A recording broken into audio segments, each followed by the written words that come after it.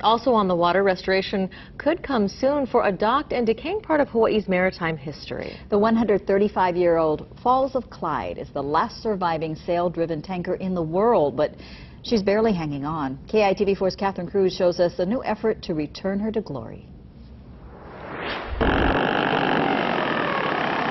The Falls of Clyde has called Honolulu Harbor home for 53 years. She's named for a Scottish waterfall and has been declared a national maritime treasure. But at 135 years old, she looks every day of it. The sun, the sea, the termites, and the bees have ravaged her veneer and structure.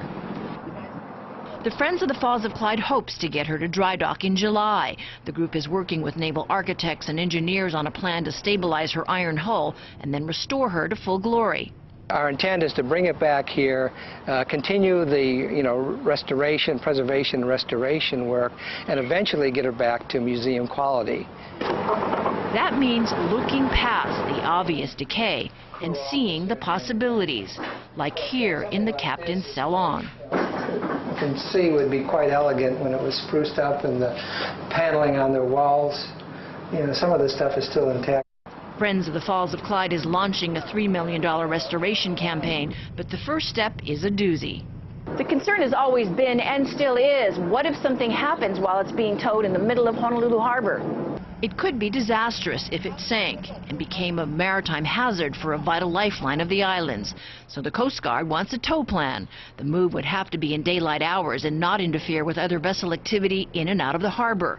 The iron-hulled, four-masted tanker is all that's left of an era of sailing ships in our maritime state, and Bruce McEwen is appealing to everyone and anyone who has ever been aboard for a field trip or a party.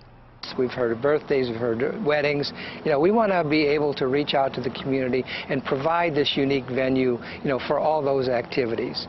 It was one of Matson's first ships, and its president, Robert Pfeiffer, harbor pilot Dave Lyman, and journalist Bob Krause all played a hand in her history. McEwen hopes their efforts will not be in vain. The memory of those folks really still rests as part of the mana of the Falls of Clyde. She's a strong ship. You can feel it when you go aboard. So we just ask that everybody just, give whatever you can.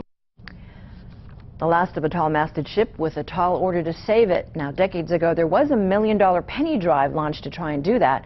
The price tag is now even larger. Back to you.